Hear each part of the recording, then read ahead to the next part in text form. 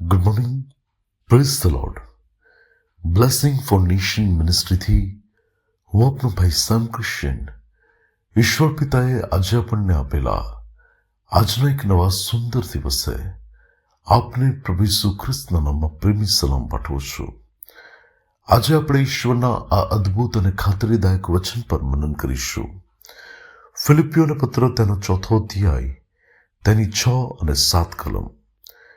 ત્યાં લખવામાં આવ્યું છે, કશાની ચિંતા ન કરો, પણ દરેક બાબતમાં પ્રાર્થના તથા વિનંતીઓ વડે આભાર સ્તુતિ સહિત તમારી અરજો ઈશ્વરને જણાવો, અને ઈશ્વરની શાંતિ જે સર્વ સમજ શક્તિની બહાર છે તે ખ્રિસ્ત ઈસુમાં તમારા હૃદયોની તથા મનોની સંભાળ રાખશે. વાલાઓ, અત્યારે આપણે જાણીએ છીએ કે ઈરાન, ઇઝરાયલ અને અમેરિકા વચ્ચે જે યુદ્ધની પરિસ્થિતિઓ ચાલી રહી છે, કે જેમાં એક તરફ ઈરાન છે અને બીજી તરફ ઇઝરાયલ અને અમેરિકા છે.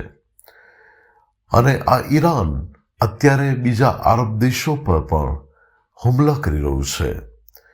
ત્યારે આ જે વિષય છે એ અત્યારે સમગ્ર વિશ્વની અંદર એક ચિંતાનો વિષય છે. અને લોકો એવું કહી રહ્યા છે કે શું ત્રીજું વિશ્વ યુદ્ધ શરૂ થશે? ઘણા બધા લોકો અને મીડિયા અલગ અલગ પ્રકારની બાબતો જણાવી રહ્યું છે. ત્યારે ઘણા બધા વ્યક્તિઓની અત્યારે મનની શાંતિ આ યુદ્ધને કારણે ચાલી ગઈ છે. ઘણા લોકો પોતાના જીવનની અંદર એ ચિંતા કરી રહ્યા છે કે હવે અમારું અને મારા પરિવારનું શું થશે. અને હું તમને આપને જણાવું કે 2 દિવસ પહેલા પેટ્રોલ પંપો ઉપર લાઈનો થવા લાગી, કારણ કે મીડિયામાં એવું કહેવામાં આવ્યું કે 25 દિવસ ચાલે એટલું જ પેટ્રોલ ભારત દેશની પાસે છે. અને લોકોએ એવું વિચાર્યું કે આપણે આપણી ટાંકીઓ ભરાવી દઈએ, ફૂલ કરાવી દઈએ, કે જેથી કરીને વાંધો ના આવે. પરંતુ ટાંકી આખી ફૂલ કરાવવાથી અને મુસાફરીઓ કરવાથી શું એ ટાંકી પાછી ખાલી નહીં થાય? તો લોકોની ભીડ એ બાબત માટે હતી કે જો પેટ્રોલની, ડીઝલની અછત થઈ તો પછી આપણે કેવી રીતે બધી બાબતો જોઈશું.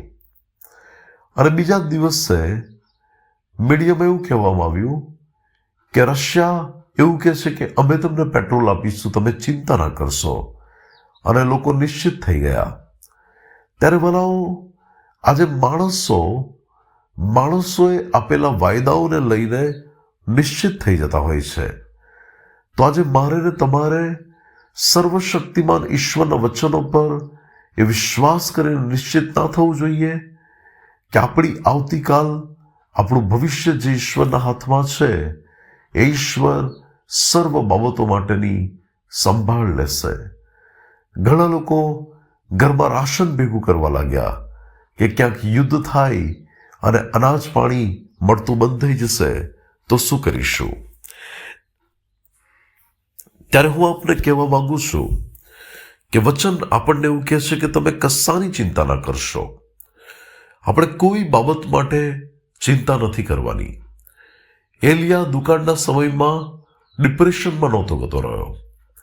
એ કિદ્રોન નાળાની અંદર ચિંતામાં રડી નહોતો રહ્યો કે પ્રભુ મારું શું થશે, કેવી રીતે મારી જરૂરિયાત પૂરી થશે.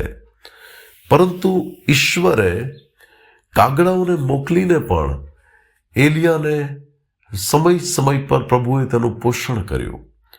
પરમેશ્વરે તેની જરૂરિયાતો પૂરી કરી. આપણે કોઈ ચિંતા નથી કરવાની. ઈસુ ખ્રિસ્તે પોતે કહ્યું છે કે આવતીકાલને સારું ચિંતા ના કરશો. પણ મારે તમારે શું કરવાનું છે?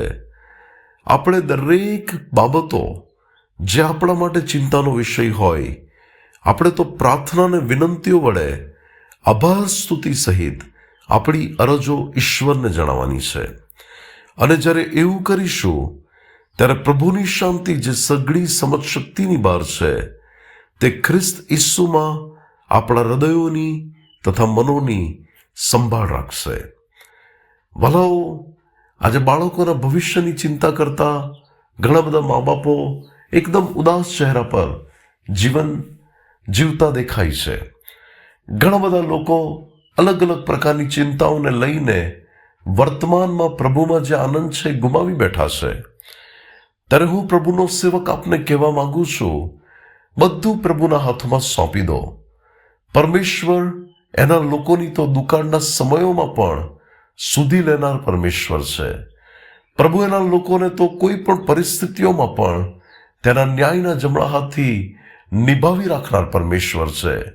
અને એ પ્રભુ કે જેણે યહોવા ઈરે બનીને અત્યાર સુધી પૂરું પાડ્યું છે, એ પરમેશ્વર યહોવા શાલોમ બનીને જેમણે આપણને શાંતિ આપી છે, એ પ્રભુ આગળ પણ એક સ્વર્ગીય પિતા તરીકે એના બાળકોની બધી જવાબદારીઓ પ્રભુ નિભાવીને એના બાળકો માટે સગડું પૂરું કરશે.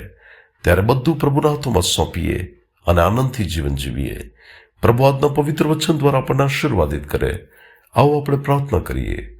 સ્વર્ગમાં અમારા પ્રેમાળ પિતા, કૃપાળુ અને દયાળુ ઈશ્વર, આજના પવિત્ર વચનને માટે આભાર. પ્રભુ, મારી પ્રાર્થના અને મારી વિનંતી છે કે અમે ભવિષ્યની કોઈ પણ ચિંતાઓ ન કરીએ, પરંતુ તમે બધું જ પ્રભુ તમારા લોક માટે કાળજીપૂર્વક કરનાર છો. તેના માટે આભાર માનતા તમને મહિમા પૂછું. ઈસુ ખ્રિસ્તના નામે આમીન. May God bless you. Have a blessed day. Shalom.